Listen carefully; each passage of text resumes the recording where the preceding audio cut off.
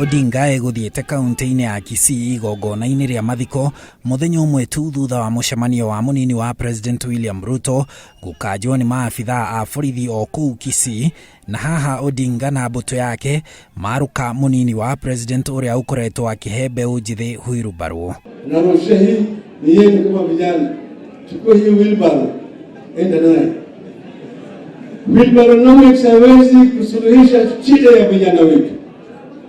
Vijana wetu unataka kazi wa maana. Basi ile mimi napanda ni Keroka Express, Obuya Express, Kisii Express. Watu ambao wako na magari kama wa Kisii unaletea wibara. Hii ni aibu kubwa sana. Wacha kuambia vijana ati Kenya hii itakuwa ya mahasla na matajiri. Atongoria makioneka gukenerera gukanjwo kwa mucemanio wa Ruto mwena wa Kisii, makiuga thirikari irahuthira mawatho maria mahitukirio mbere ya githurano kia mwaka wa 2017 na thengia ya ODM kuregana namo.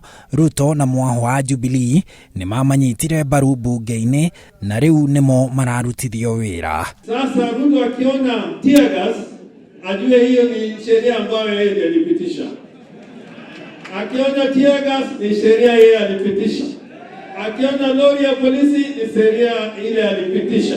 Kila saa yeye ni kupigana na minister anatoka hapa Matiang'i. Kama ana shida na Matiang'i aweke mbele ya baraza la waziri.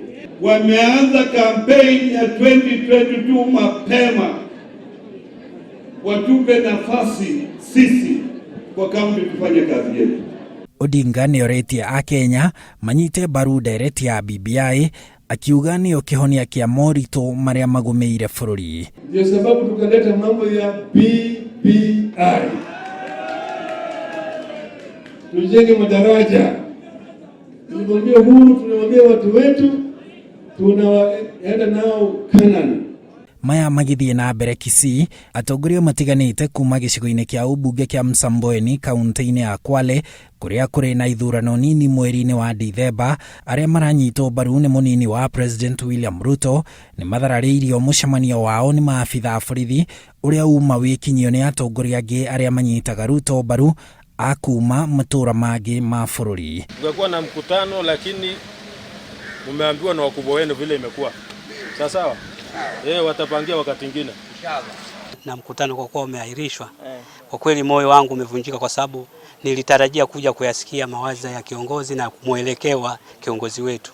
Sisi tumekuwa radhi na sisi tuna amani, hatuna vita na mtu. Iliyobakia sasa kama wao wanatangonjera zao, sisi hatuna maneno na mtu. Mji wetu sisi hii Msambweni na Kwale kwa jumla, sisi ni watu wa amani na tunajulikana ulimwengu mzima. Kwa hiyo tumesema sisi tutarudi nyumbani kulingana na ile sheria iliyowekwa, na tutapanga siku nyingine tutakuja kwa mkutano. Handũ-inĩ ha Inooro TV, njitagwo Harun Njoroge wa Maina.